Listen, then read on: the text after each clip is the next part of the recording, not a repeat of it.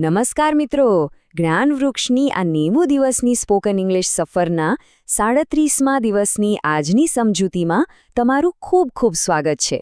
આજે આપણે અંગ્રેજીના એક એવા પાવરફુલ ટૂલ વિશે વાત કરવાના છીએ, જે છે મોડલ વર્બ કોડ. જુઓ, શું ક્યારેય તમને એવો વિચાર આવ્યો છે કે બાળપણની તમારી કોઈ જબરદસ્ત આવડત વિશે અંગ્રેજીમાં વાત કરવી હોય તો કેમ કરવી? અથવા તો ઓફિસમાં કોઈની પાસે એકદમ નમ્રતાથી પૂરા માન સાથે મદદ માંગવી હોય તો શું કહેવું?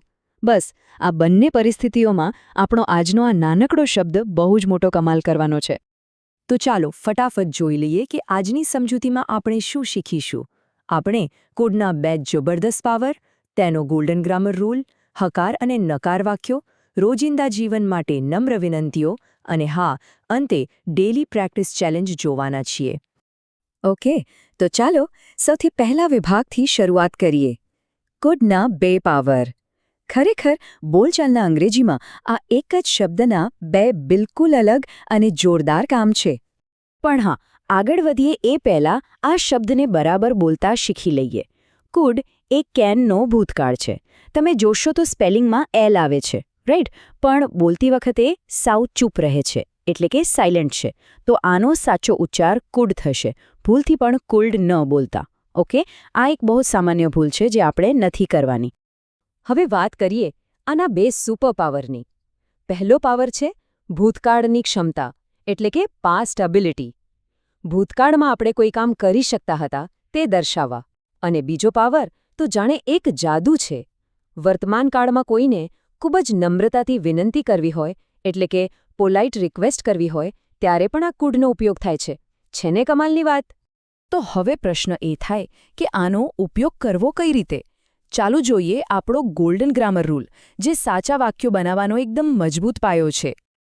નિયમ બહુ જ સિમ્પલ છે. કુડ અપ્લાયઝ ટુ ઓલ સબ્જેક્ટ્સ, એટલે કે આઈ, વી, યુ, હી, શી, ઇટ, દે આ બધા જ કર્તા સાથે તમે કુડ વાપરી શકો છો. એ બધાનો મિત્ર છે. અને સૌથી અગત્યની વાત, always use the base verb. Food સાથે હંમેશા ક્રિયાપદનું મૂળ રૂપ, એટલે કે V1 જ આવે. ઘણા લોકોને થાય કે આ ભૂતકાળ છે એટલે V2 આવશે, પણ એવું બિલકુલ નથી. કુડ પોતે જ ભૂતકાળ છે, એટલે એની પાછળ હંમેશા V1 જ રહેશે. Always paired with base verb. આને એક ગણિતના સૂત્રની જેમ મગજમાં ફિટ કરી દો. સૌથી પહેલા સબ્જેક્ટ, એટલે કે કર્તા, પછી તરત કુડ, એની સાથે ક્રિયાપદનું મૂળ રૂપ V1, અને છેલ્લે બાકીના અન્ય શબ્દો. બસ આટલું જ સરળ છે આનું સ્ટ્રક્ચર. ચાલો હવે આ જ ફોર્મ્યુલાને પ્રેક્ટિકલી વાપરીએ આપણા ત્રીજા વિભાગમાં, જ્યાં આપણે હકાર અને નકાર વાક્યો બનાવતા શીખીશું. અને હા, આપણે બધા સાથે મળીને બોલવાની પ્રેક્ટિસ પણ કરવાના છીએ. એક સરસ ઉદાહરણ જોઈએ. આઈ could run very fast when I was in school. આનો ગુજરાતી અર્થ થાય છે, જ્યારે હું સ્કૂલમાં હતો ત્યારે હું બહુ ઝડપથી દોડી શકતો હતો. આ તમારી ભૂતકાળની ક્ષમતા બતાવે છે. I could run very fast when I was in school. ચાલો હવે ધ્યાનથી સાંભળો અને મોટેથી મારી સાથે બોલો. I could run very fast when I was in school. ખૂબ સરસ. હજુ એક ઉદાહરણ લઈએ. My grandfather could speak 5 languages. એટલે કે મારા દાદા 5 ભાષાઓ બોલી શકતા હતા. આ પણ એક પાસ્ટ એબિલિટી છે. ચાલો આપણે બધા એક સાથે બોલીએ, અને હા, જ્યાં પણ બેઠા હો ત્યાં અવાજ બહાર કાઢીને બોલજો. My grandfather could speak 5 languages. Perfect. હવે નેગેટિવ એટલે કે નકાર વાક્યોની વાત કરીએ. ભૂતકાળમાં કોઈ કાર્ય ન થઈ શક્યું હોય, કોઈ વસ્તુ પોસિબલ નહોતી, ત્યારે કુડની પાછળ નોટ લાગે છે. પણ સ્પોકન ઇંગ્લિશમાં આપણે કુડ નોટનું ટૂંકું રૂપ કુડન્ટ સૌથી વધુ વાપરીએ છીએ. આનો ઉચ્ચાર ધ્યાનથી સાંભળજો. કુડન્ટ. તો અહીં સમજવાની વાત એ છે કે કુડ પછી સીધું નોટ મૂકી દેવાથી આખો મીનિંગ બદલાઈ જાય છે. ઉદાહરણ તરીકે, આઈ couldn't sleep properly last night. ગુજરાતીમાં હું ગઈકાલે રાત્રે સરખી રીતે ઊંઘી શક્યો નહીં. સાંભળવામાં કેટલું નેચરલ લાગે છે ને? ચાલો ફરી એકવાર પ્રેક્ટિસ કરીએ. મોટેથી બોલો, આઈ couldn't sleep properly last night. Very good. રોજિંદા જીવનનું વધુ એક ઉદાહરણ જોઈએ. દે કુડન્ટ ફાઇન્ડ માય હાઉસ. એટલે કે તેઓ મારું ઘર શોધી શક્યા નહીં. તેઓ સક્ષમ નહોતા. ચાલો આનું પણ ઉચ્ચારણ કરીએ. They couldn't find my house. Exactly. આ રીતે કુડન્ટનો ઉપયોગ તમે વાતચીતમાં બહુ જ સ્વાભાવિક રીતે કરી શકો છો. અત્યાર સુધી આપણે ભૂતકાળની વાત કરી, પણ હવે આપણે કુડના બીજા સુપરપાવર તરફ આગળ વધીએ. રોજિંદા જીવનમાં નમ્ર વિનંતી એટલે કે પોલાઇટ રિક્વેસ્ટ્સ. પ્રશ્ન કે વિનંતી બનાવવા માટે આપણે એક નાનકડો ફેરફાર કરવાનો છે. આપણે કોડને ઉઠાવીને વાક્યની એકદમ શરૂઆતમાં મૂકી દઈશું. એટલે આપણી ફોર્મ્યુલા બનશે સૌથી પહેલા કોડ, પછી કર્તા, પછી V1, અન્ય શબ્દો અને છેલ્લે એક સરસ મજાનો શબ્દ પ્લીઝ. કોડ આગળ આવવાથી આ હવે ભૂતકાળનું વાક્ય નથી રહેતું, પણ વર્તમાનની એક સુંદર અને માનવાચક વિનંતી બની જાય છે. એક ઉદાહરણ લઈએ. Food you help me please? શું તમે મને મદદ કરી શકશો પ્લીઝ? હવે જુઓ, અહીં તમે કેન યુ હેલ્પ મી પણ કહી જ શકો, એ ખોટું નથી. પણ કેન વાપરવાથી એવું લાગે કે તમે સામેવાળાની શક્તિ કે ક્ષમતા પૂછી રહ્યા છો. જ્યારે કોડ વાપરવાથી વાક્યમાં એક અલગ જ પ્રકારની નમ્રતા અને આદર છલકાય છે. સાંભળનારને બહુ જ ગમે. ઓફિસ માટે આ એકદમ બેસ્ટ વાક્ય છે. મીટિંગમાં કે ફોન પર જ્યારે કોઈની વાત બરાબર સંભળાય નહીં, ત્યારે તમે પૂછી શકો, કુડ યુ રિપીટ ધેટ? શું તમે તે ફરીથી બોલી શકશો? ચાલો એકદમ પ્રોફેશનલ અવાજમાં બોલવાનો પ્રયાસ કરીએ. મારી સાથે બોલો, કુડ યુ રિપીટ ધેટ? શાનદાર.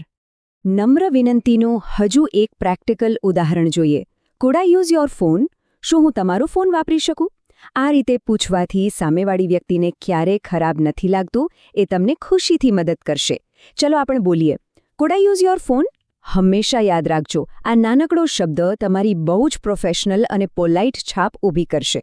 અને હવે સમય છે આજના સૌથી મહત્વના વિભાગનો, ડેલી પ્રેક્ટિસ અને ચેલેન્જ. કારણ કે જ્ઞાનવૃક્ષની આ 9 દિવસની સ્પોકન ઇંગ્લિશ સફરને ખરેખર સફળ બનાવવાનો એકમાત્ર રસ્તો છે, અને તે છે રોજિંદી પ્રેક્ટિસ. આજના તમારા હોમવર્કને આપણે 3 નાના ભાગમાં વહેંચ્યું છે. પહેલા ભાગમાં કેન અને કુડની ખાલી જગ્યા પૂરવાની છે. બીજા ભાગમાં કેટલાક ગુજરાતી વાક્યોનું અંગ્રેજીમાં ભાષાંતર કરવાનું છે. અને ત્રીજા ભાગમાં એક સરસ મજાની 3 મિનિટની મેમરી ફ્લેશબેક સ્પીકિંગ પ્રેક્ટિસ કરવાની છે. કાલની સમજૂતી આવે એ પહેલાં આટલું ચોક્કસ પૂરું કરી લેજો હો. ખાલી જગ્યા પૂરતા સમયે વાક્યમાં છુપાયેલા નાના સંકેતો શોધવાના છે કે વાક્ય ભૂતકાળનું છે કે વર્તમાનનું. જો ભૂતકાળની વાત હોય તો કુડ આવે, અને જો અત્યારની એટલે કે વર્તમાનની વાત હોય તો ક્યાન આવે.